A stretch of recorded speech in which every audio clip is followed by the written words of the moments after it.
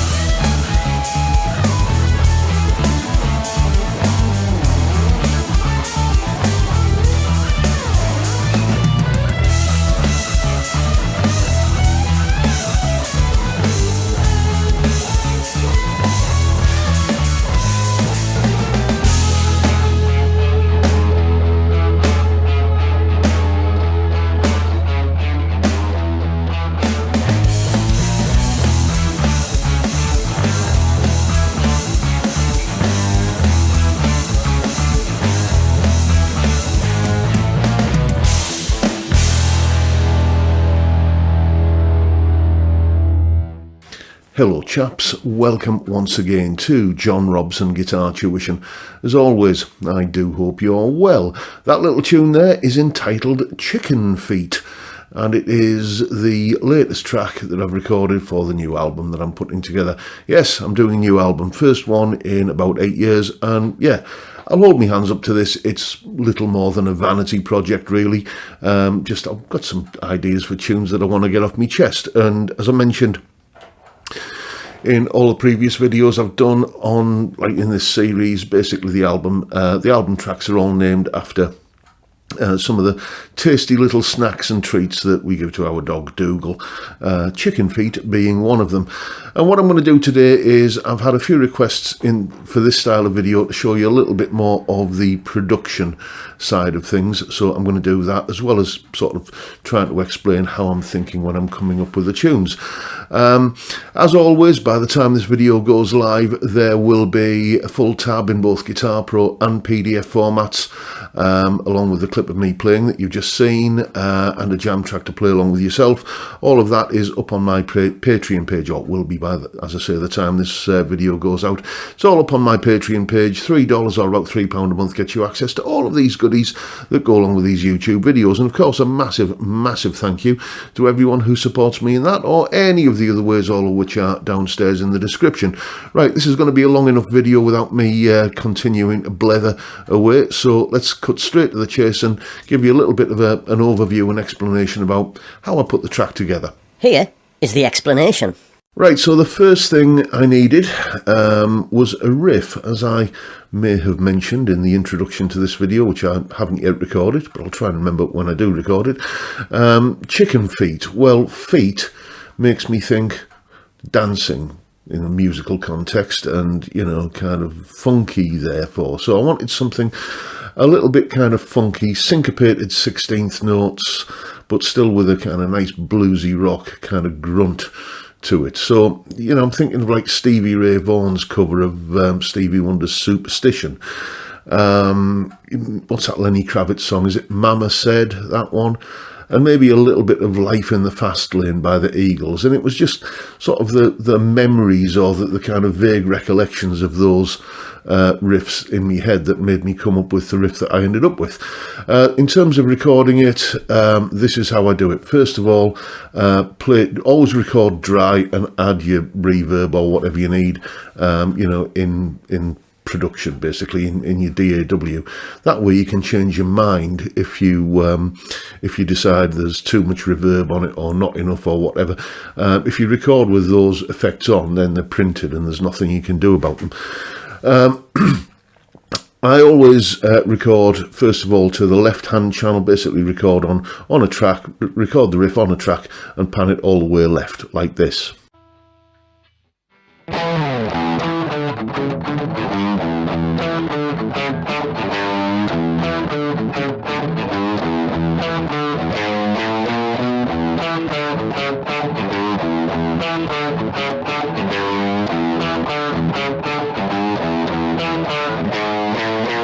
Then record exactly the same thing on another track and pan it all the way right, like this.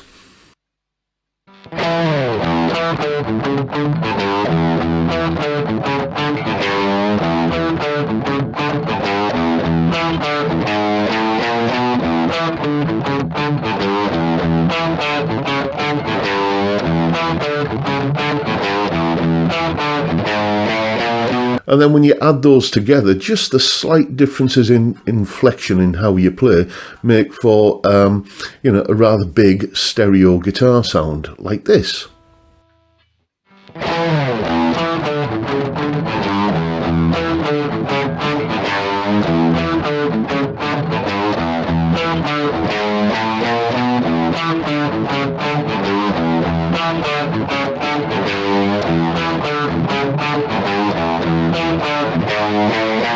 All that's left to do now is add a little bit of subtle room reverb, and that is the guitar sound that you hear when you hear the track, like this.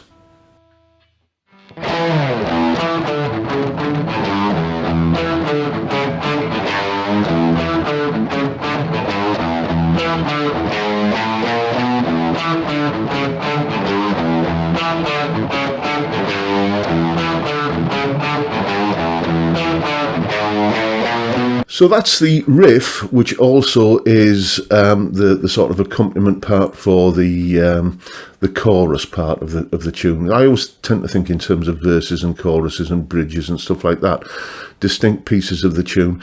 And I do like when I'm going from a chorus to a verse or vice versa, some kind of key change. So that riff was in sort of an E major blues kind of thing, and I thought, yeah, let's just go to D minor. Literally just, no rationale behind it. Yeah, just D minor. I didn't sort of second guess it or kind of agonise over the key change for hours. I just thought, I want something that sounds like an obvious key change, and E major to D minor seemed like, obvious enough without being completely discordant and jagged sounding.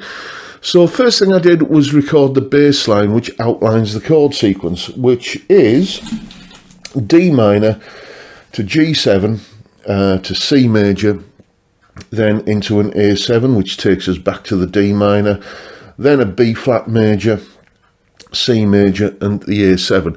The A7 is what I think of as a pivot chord, because A7 will kind of serve in a D minor context, but it will also kind of fit in an E blues context, as the 4 chord there. So, that's a good way of kind of getting back into that E major bluesy kind of thing for the chorus.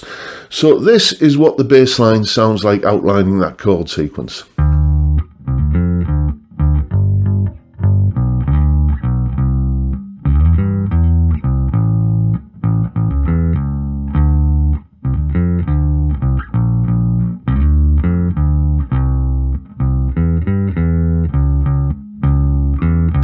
Then when it came to recording the chords on top of that, I decided, well, yeah, this is supposed to be kind of a funky sort of thing. So I did my kind of best attempt at a Nile Rodgers style guitar part. Now, that's all about using chord substitutions. I've done video after video on chord substitutions in the past, so I'm not going to go into a lot of depth here, and it's also covered quite extensively in my music theory book that's advertised at the beginning of this video. But basically, for instance, if you take a bass line which is implying D minor, and then you play on the top 3 strings of the guitar an F major triad, then the overall resulting sound is D minor 7. When we get to the C chord, the bass line is outlining C major, but the little triad I'm playing on the top 3 strings is E minor, and overall that gives you a C major 7 kind of sound like that. So here's the sound of those triads on their own, and then after that we'll hear what they sound like with the bass applied.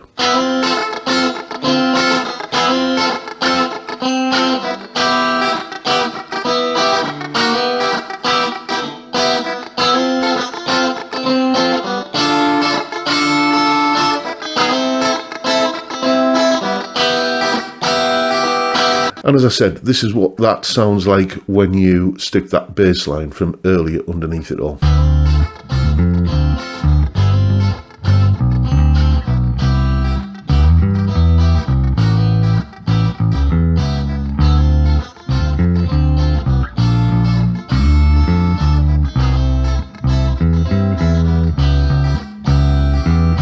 And the way I'm recording that funky guitar part is kind of like fake double tracking. I'm just I'm panning. I'm recording it once and then copying, pasting to another track, panning them left and right, and a little bit of delay, about 35 milliseconds delay on the right hand channel, which gives, as I say, kind of a fake double tracking kind of thing. It's the sort of thing that the Beatles used to do all the time. Well, I think was it Jeff Emerick? I can't remember. Correct me if I'm wrong, but one of the engineers at Abbey Road that sort of came up with that technique back in the 60s. So that's how I record that part, and now let's take a little bit of a listen to the lead part that I played over the top of that bass and drums, bass and chords kind of thing. If you're watching Monday's video, then you'll know I was talking in that about chord notes. Just kind of, I tend to think of of a lead part as being a note in this chord going to a note in that chord going to a note in that chord, and just joining them up. I have those kind of fixed points which are like the corners of the melody, and then you can pretty much, if you know which is the appropriate scale to join them up, you can pretty much just do what you want in between, and it'll still sound like basically the same melody each time. And this is the melody I came up with.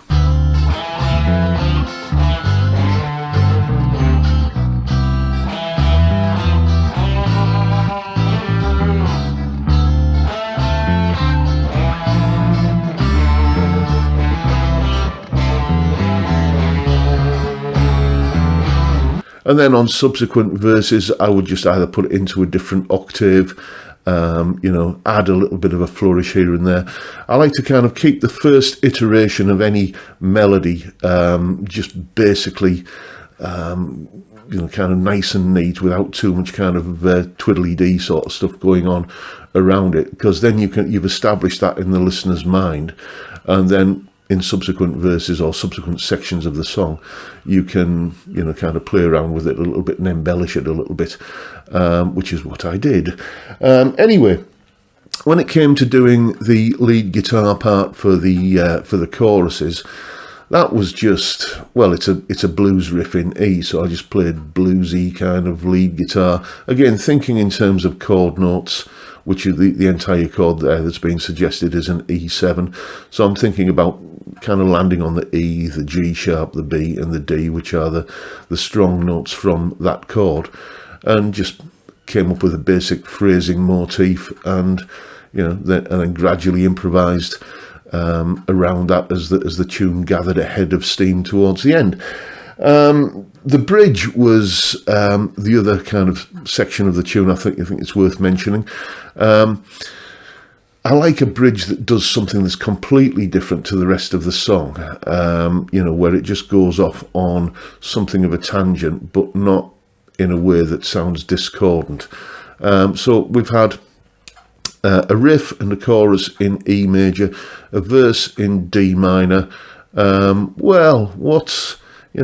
go to C major for the verse.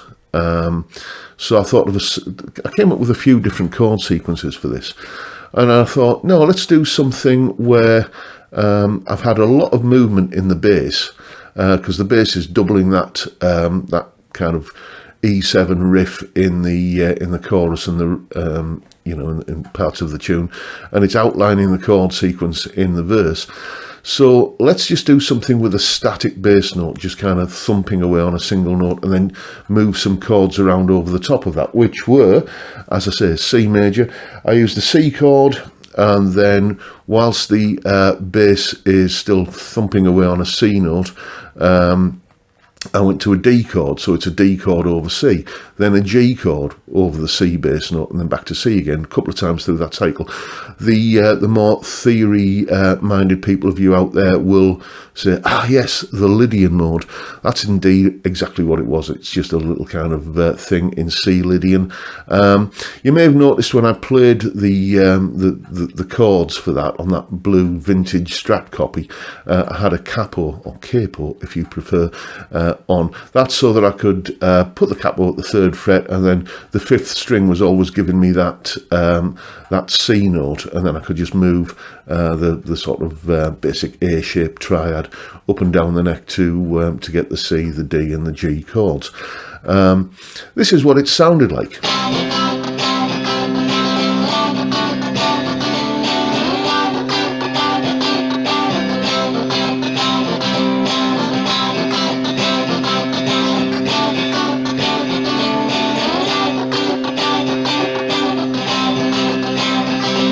And then throw the bass line underneath that. If you can call it a bass line, it's just a single note thumping away. This is the overall effect.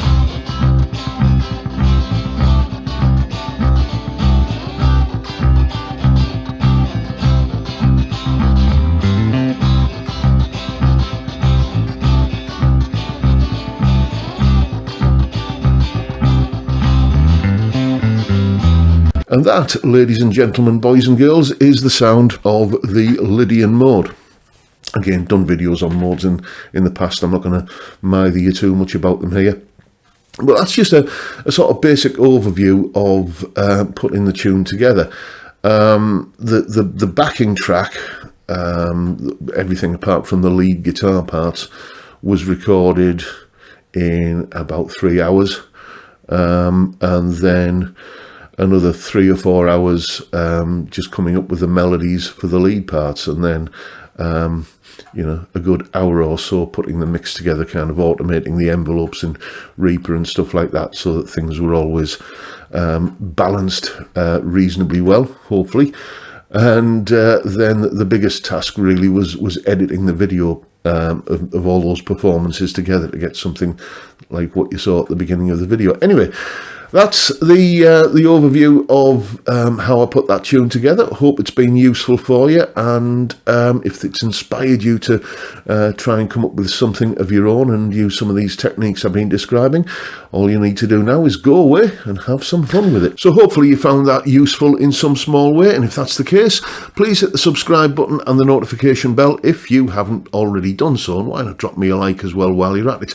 And of course, don't forget the live stream every Friday, 5 PM UK time. We just drink beer and talk about stuff, really. It doesn't need to be any more complicated than that, and it isn't. It's beer and chat on a Friday. Great way to kick off the weekend, and I'd love to see you there if you can make it. But for now, I'll bid you all a good day and say thank you so much for watching. Thank you for your time. Look after yourselves, folks. Stay well, stay safe, and above all, stay sane. Bye for now.